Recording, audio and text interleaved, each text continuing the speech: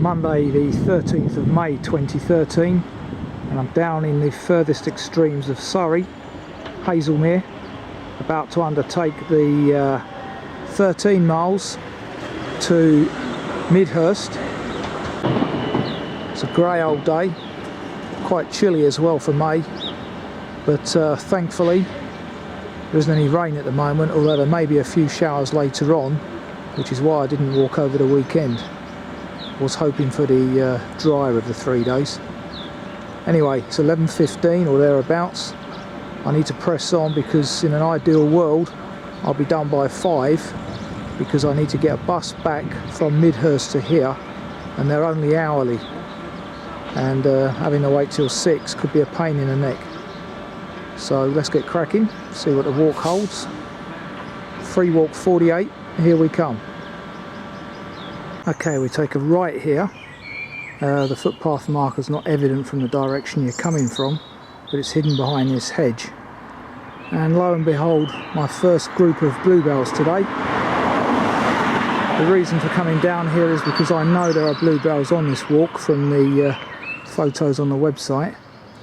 So hopefully we'll get a good spread of them today. Okay, after 25 metres down the lane, take this right, and this of course is duplicating another walk I've done, but in the reverse direction. Had a few spits of rain already, which is why I haven't done any prior filming. That was not forecast, but then the weather forecast over the last couple of days has been so inaccurate, it's incredible. We're now following this very pleasant green sand type byway. Damp underfoot, no more than that. Very pleasant tree tunnel this is.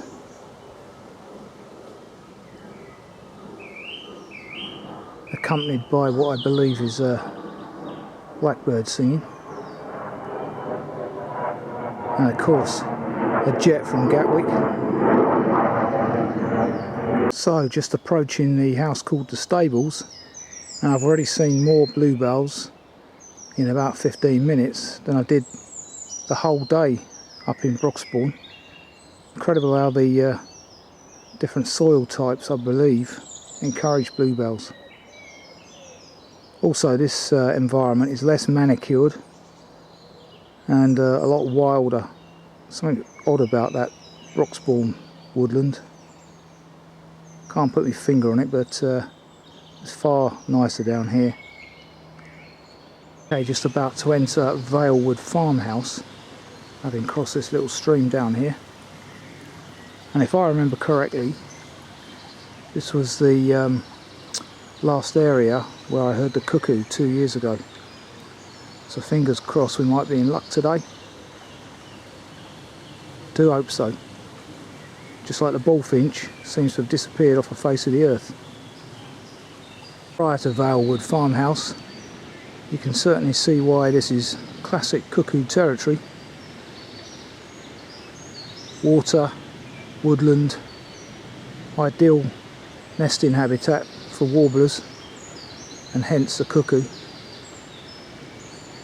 Entering something called the Cowdray Park National Trust property, and then following the Serpent Trail.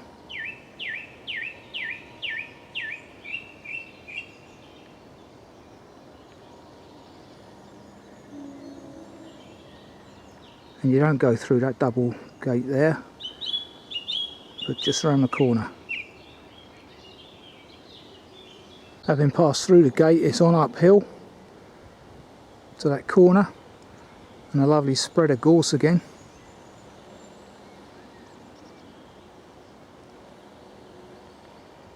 And my lens has just been hit by a raindrop. Let's get that off. The view back from the top right hand corner of the field,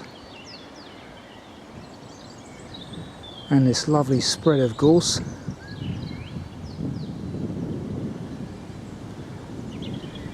Delightful colours.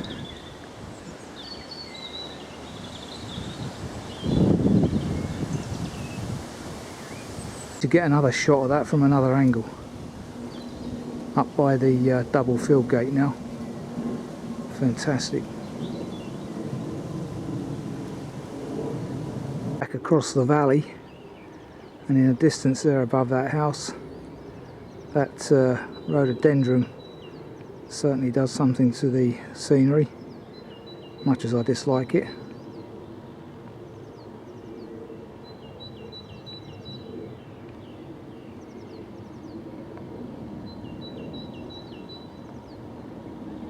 Great tits singing in the distance.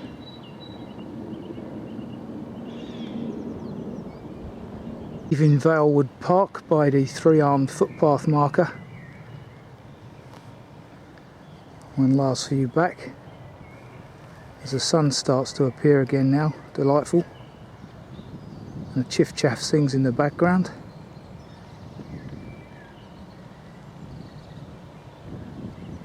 Wonderful. This is described as a rhododendron lined footpath. Haven't seen any yet, but it does look like it may have been killed off, because there's the remnants of rhododendron. National Trust are very good at doing that. So whereas in years gone by you might have seen pinks and reds, no more. Which is a good thing in a way, because it is a parasite. And it also looks like they've been working on this footpath, which is very pleasant walking. Soft sand underfoot, ideal. Shock absorbing sand. Yeah, there's more remains of it over there on the right. Brilliant job done, National Trust. Let's stick with our own species, eh? Not only has it been cut down, they've made good use of it by creating a hedge with the dead wood behind that fence over there. Excellent work.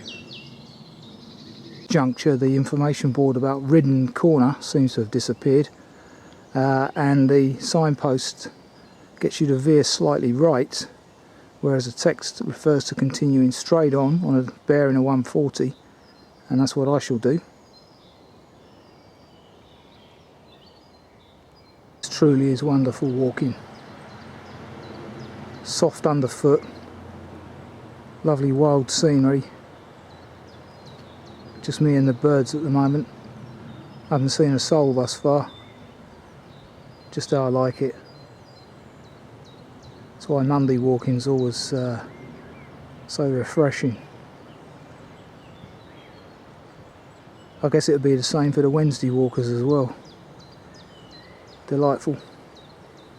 Information here about the good work being done by the National Trust.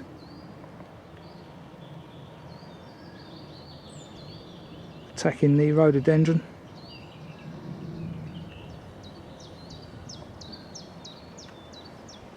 And our good friend the chiff chaff in the distance. Such a shame the cuckoo's disappeared, because the chiff chaff and the cuckoo were often heard in the same kind of vicinity. So one harbinger of spring is missing at the moment. Unbelievable. How the mighty fall, huh?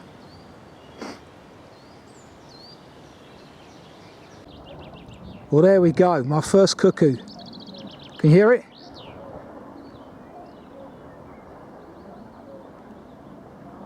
Fantastic. Shame that bloody helicopter's in the background.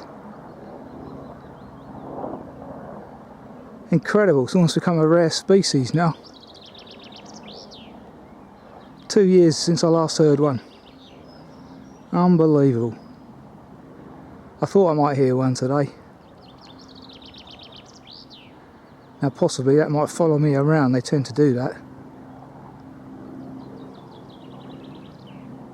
It's a shame that helicopter passed at exactly the same time. Anyway, hopefully that's on tape. There it goes again.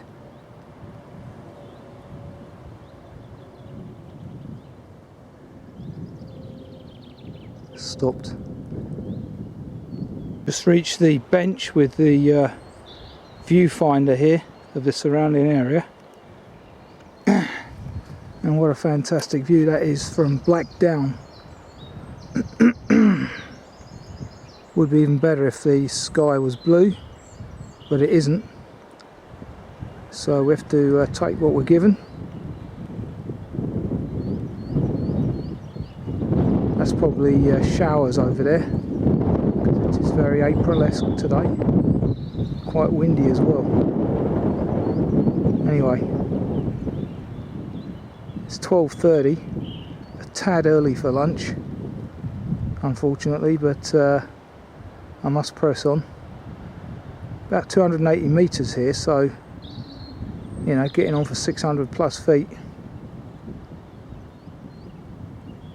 Delightful. And as you can see there, this radial map is in memory of Tom Clark. Nice way to be remembered. Further views from Blackdown. Fantastic.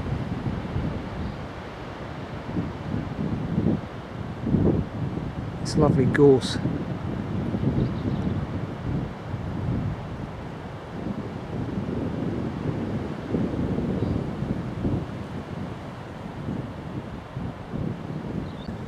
Further views from the second bench referred to in the text. Delightful. Who would have thought I'm in the southeast of England, eh?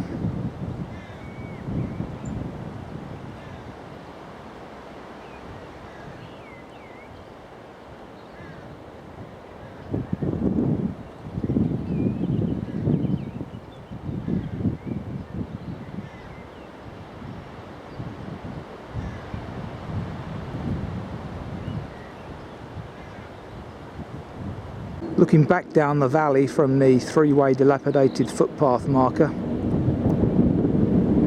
those lovely verdant greens.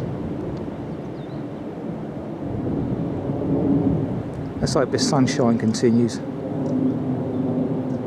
Okay, now looking southeast, or approximately southeast south. You can see the terrain ahead of us now as we descend from Blackdown. Looks a bit damp down there and obscure. At the Temple of Winds viewpoint, and you can see that inscription there in memory of Elizabeth Hunter, wife of Edward Hunter, who gave Blackdown to the National Trust in 1944. Now the beauty of being here on a Monday is that on a weekend this would probably be packed with people, so I wouldn't get the opportunity to film it. Here is the viewpoint.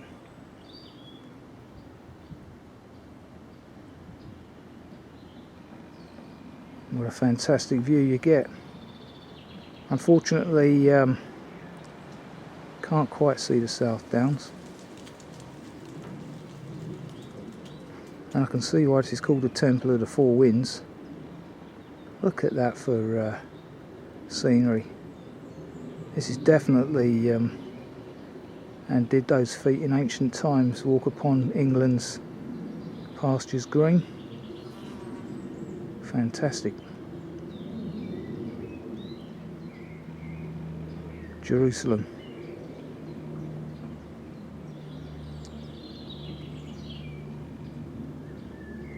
Well, in fact, you can just see Devil's Dyke and Ditchling Beacon in the distance there.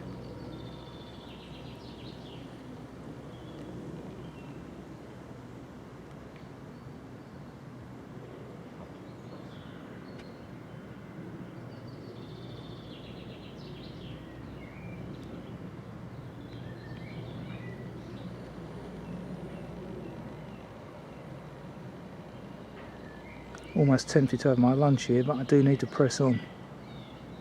Fantastic view. It's a viewpoint I've recorded before, along with the Four Winds one as well, I seem to recall now, on the previous walk up here.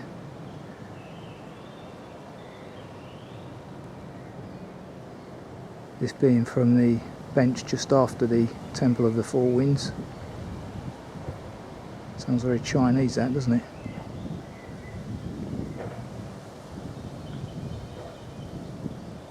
The herd of belted Galloways obviously been moved on. I didn't see any today.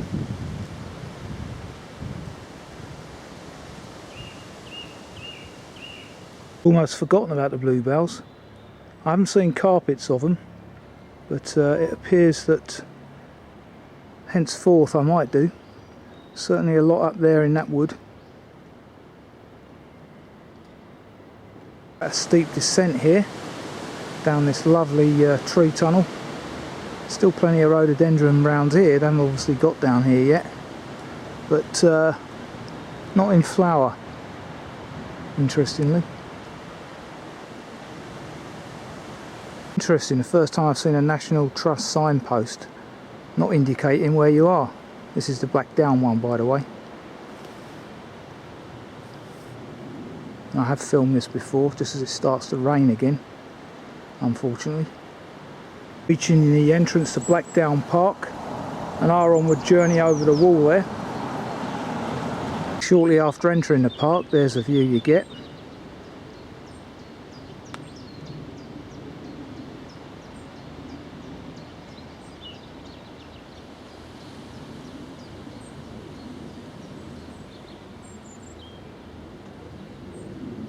What a lovely house that is. Blackdown house there.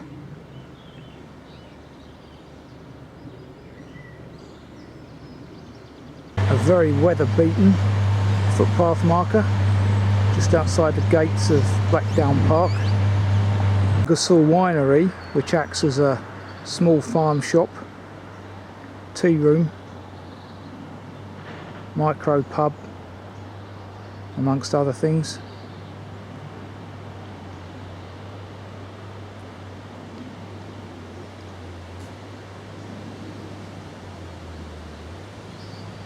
A lovely location, eh?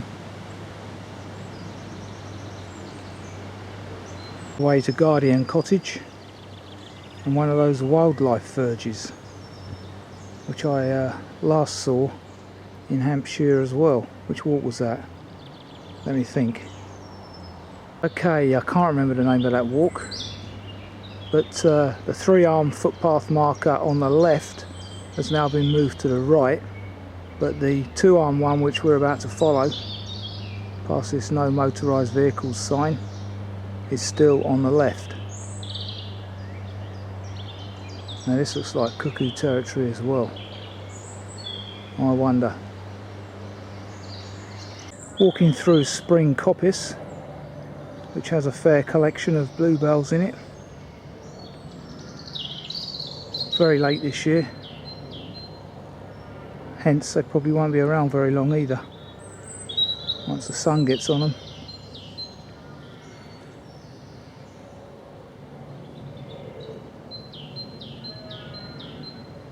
Great tit and robin. Yeah, that's lovely. Not sure if you're getting what I'm getting here, but the top of the greenery is just tipped off by this blue. Wonderful.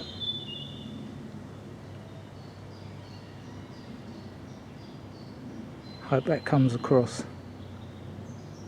Fantastic time of the year this is. As I keep saying, my favourite. Another angle, it's even more appealing. Look at that.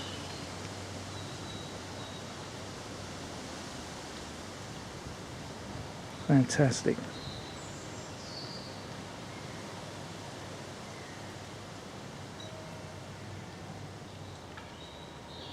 Strange I didn't see any last week up in Broxbourne. It's got to be down to soil type and tree variety, I guess. Final view as I waft in their aroma. They're clearly at their peak now. Mild aroma being given off.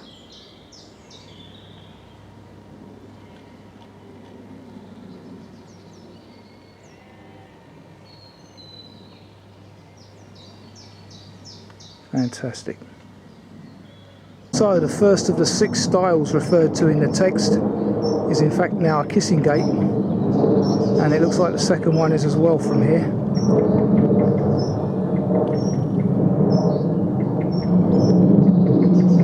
Good. It looks very new, but once again almost impossible to get through if you've got a rucksack on your back or a day sack on your back. Don't know why they do that. I think the metal circular ones are far better from that perspective. Please take note. It's very recently installed because there's a remnants of the old style. Yeah, I agree. At gate number 2. Alright. And then over there we've got some lovely apple blossom.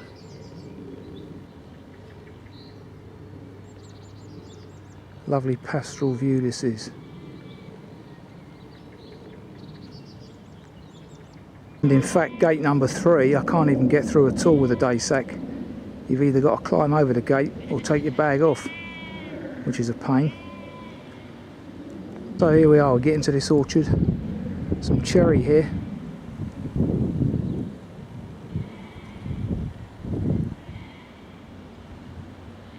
Hagekari in Japan, or Sakura, sorry.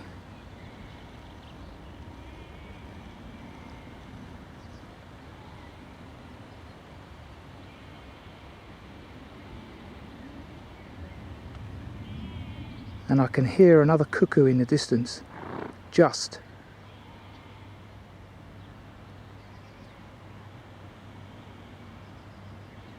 Entering the lunchtime stop village of Lurgashall. I've got a number of lunchtime options by the looks of it.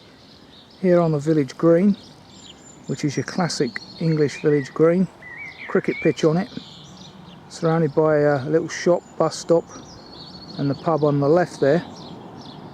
There is a church beyond. I might give that a miss for lunch today, preferring to sit out in the sun by the village green. You can see it's almost 1:45. Been walking 2 hours 15 minutes. Here is the Noah's Ark, which, as mentioned in the text, has a nice array of tables outside for those that prefer taking their lunch al fresco. Lurgashall Cricket Club, memorial to Roger Lawson, with its clock tower. Green King Pub.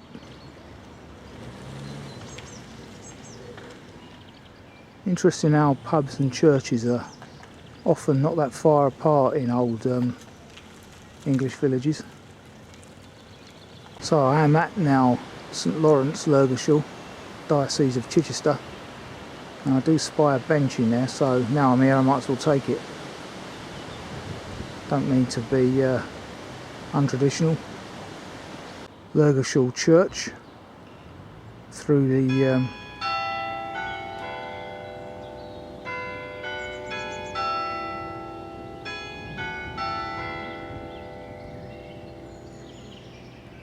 bang on cue.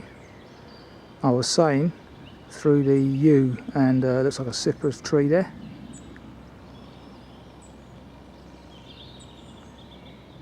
There are a number of seats available. I'll take this one in loving memory of Dinah Fife Perutz.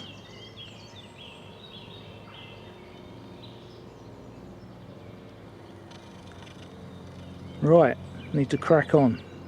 Need to be on my way by 2 really, if I'm to get that 5 o'clock bus. Okay, one final view of the church.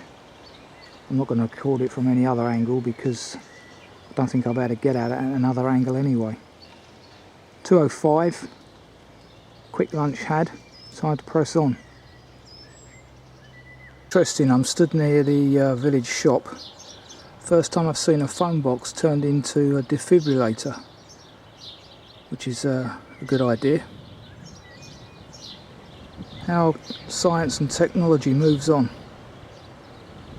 Final view back across the village green.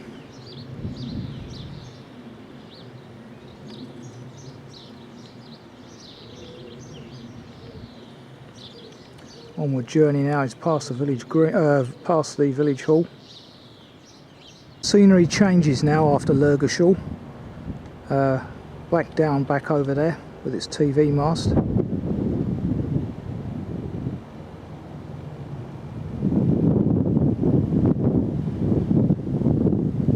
Stile in the hedge over there on the left.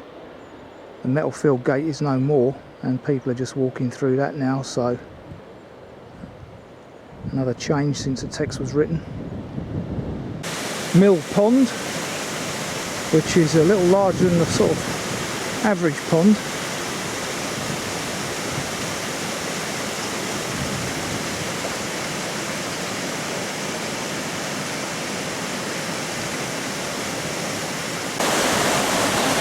Overflow.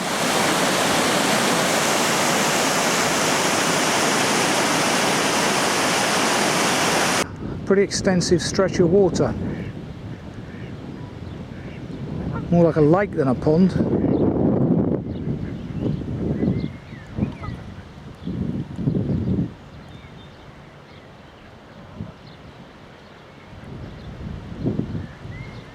Barnacle geese? Not sure.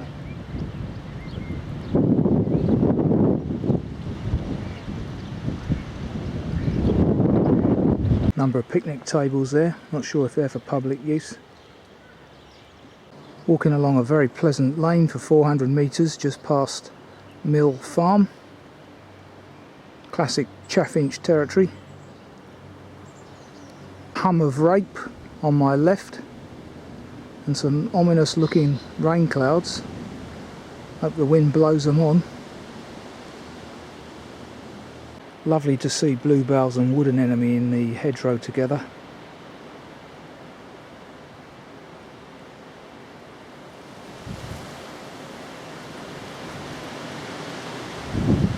"60 metres past the crest of the incline, take this right hand turn across a dilapidated stile, leaving this lane.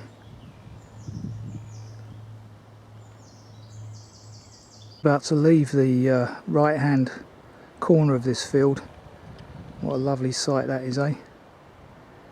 Even more splendid than the earlier one. So abundant, aren't they, in there?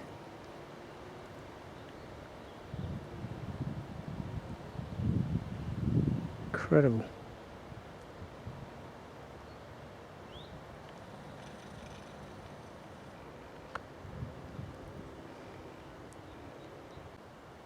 Got to get a close up. Look at that, magnificent.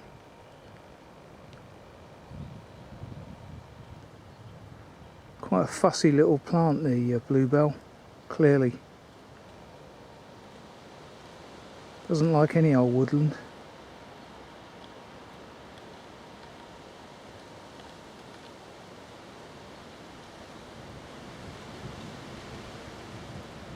Slightly more luxuriant purple than the Spanish one.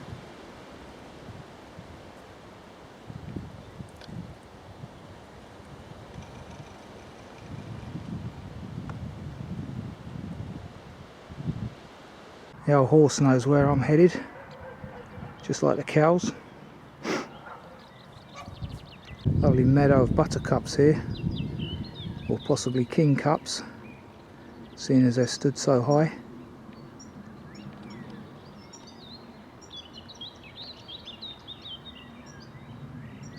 Now interestingly, I'm at maximum zoom here, and the juddering I was experiencing last week isn't as bad. However, I'm still inclined to put it in for a service, seeing as I'm not walking next weekend, because simply I have the opportunity to do so. Could do with a bit of a maintenance after, what, 3 years of usage. Yeah, but that's good. It's not juddering. Now turning left on the unmarked grassy track through a coniferous plantation, which clearly is usually devoid of wildlife, or not much anyway, though this one sounds a bit more active than the one through Broxbourne last week.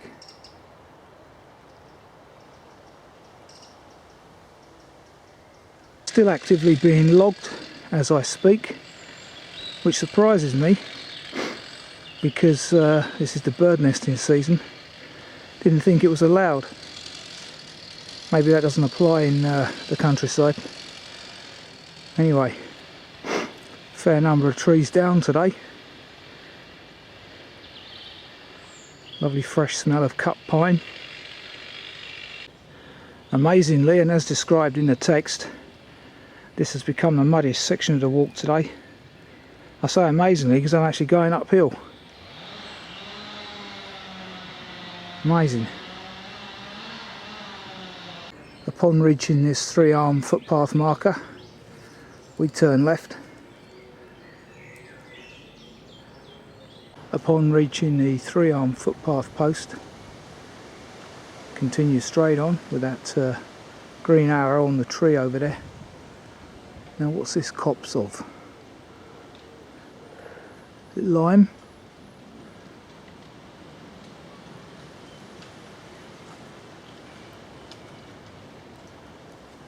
Lovely woodland walk in this.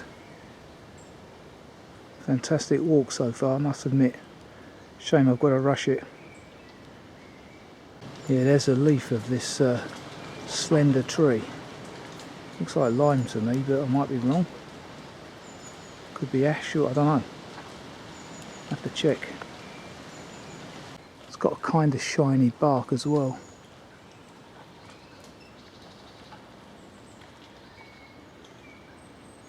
Continuing on with bluebells either side. What a fantastic accompaniment that is.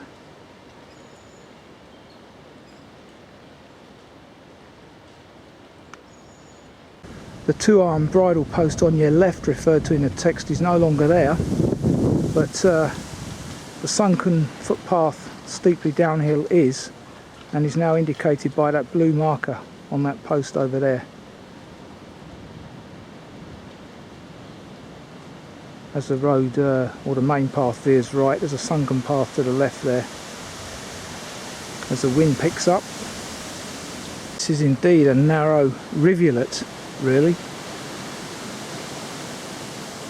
There are sections of this path that are almost 3 foot deep, where it's been worn over the years, almost impassable.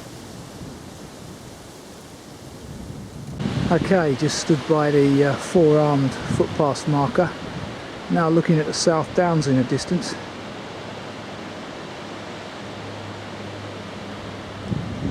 And the beautiful aroma of rape is on my right here.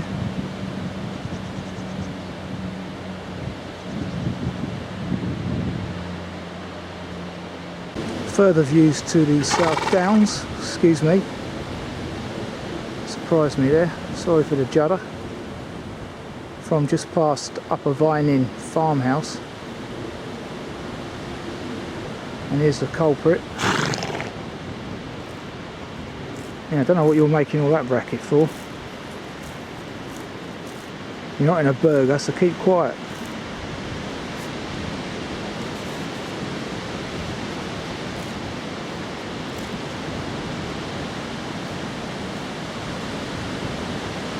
We like these greenways and byways, miles away from traffic.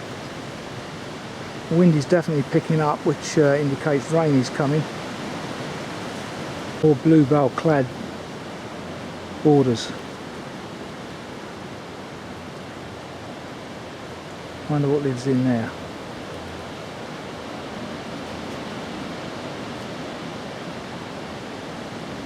Further shots of the South Downs there in the distance on my right.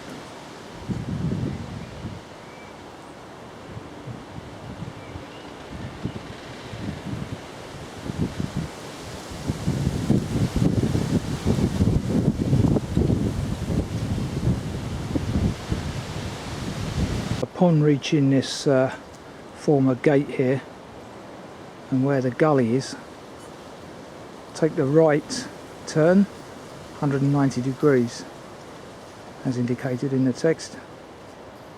But here we are at the 3-arm footpath post in the shallow gully. We take a right and right into this field. Well, there you go. A lot happened since the text was written. An avenue of lime trees planted here, which we're about to walk down. Early days, but God, it's got dark. Early days at the moment, but some mighty limes will be here in the future.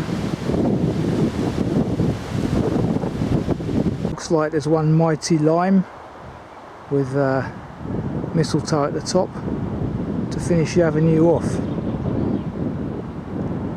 Fantastic, the bluebells are even growing out of woods here on this grassy bank.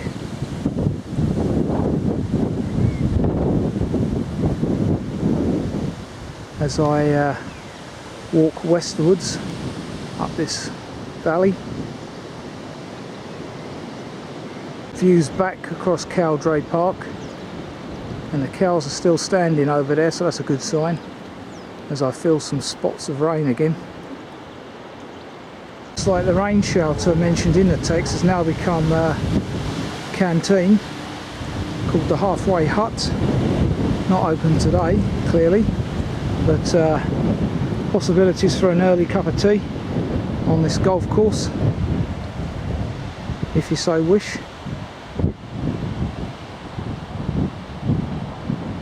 Continuing on through the golf course, showers have eased off a bit now, thank God, with the backdrop of the South Downs in the distance. What a lovely golf course this is. What do you expect in, where are we? West Sussex. Passing the polo field, and there is actually a game on today.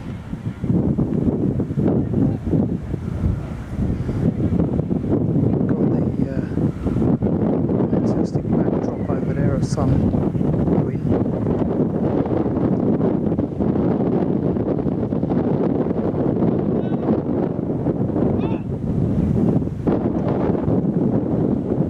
So this is what the retired stockbrokers etc. do with their time. Paupers like me walk. This is what the moneyed classes do, eh?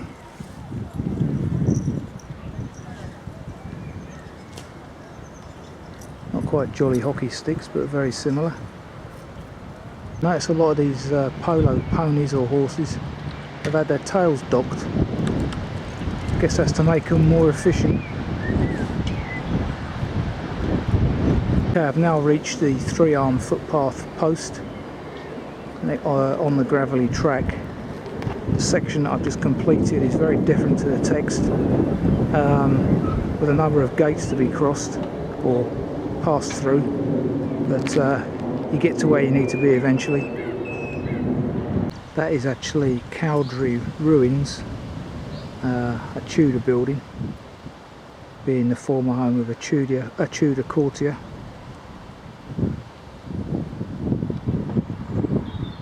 Another shot of Cowdray ruins. Must have been a magnificent home at one time. Yeah, another angle, and the surrounding buildings. It's 4:30. My bus is at 5 o'clock, so I'm currently on track, but whether I had time to film the castle or not is another story. Currently walking along what used to be the main drive to the castle, or the home, and the bus stop is right at the end here, which is handy. I will try and get the castle in though, even though I'm not doing the riverside walk. Marsh marigolds down there on my left, in appropriate territory as well, very wet and marshy down there. Fantastic building that is, straight out of Henry VIII.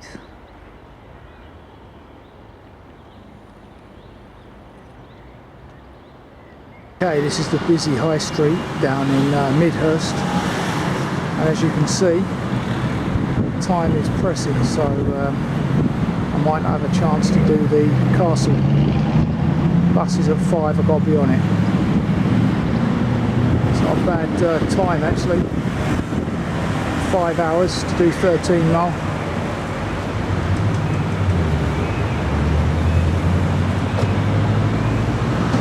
couldn't find the old tea shoppy. I think that's now been changed to Rico's. But I've just come across this interesting sundial attached to the tourist information building, which is very close to the bus stop.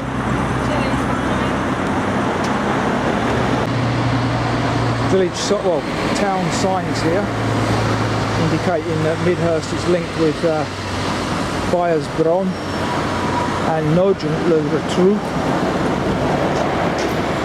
And incidentally, the bus times indicated on the website are incorrect. Clearly they haven't been updated. But what I tend to do these days, as I'm sure many of you do, is put in the journey directions on Google Mapping, and that is very good these days. Just press the public services icon and you get all you need to know there. So here we are back at Haslemere, and the minute I left Midhurst the heavens opened. So that was a stroke of luck, but the bus fare wasn't. £4.70 for a single. So that effectively adds a third onto your journey fare, even on a weekday when there's a £13 minimum in place with a network card. So that's a pricey bus ride. Anyway, I suppose it was worth it to avoid the rain. Very lucky there. That was a fantastic walk, lots of variety, beautiful scenery as usual down near Haslemere. Do like this area. I think it's one of my favourites. Not too wet underfoot, a couple of places where it was a bit slippy, but otherwise very good. Bluebells added some lovely colour. So free walk 48, all 13 miles of it, completed in around 5.5 hours, and I'm all set to get home on time. Brilliant.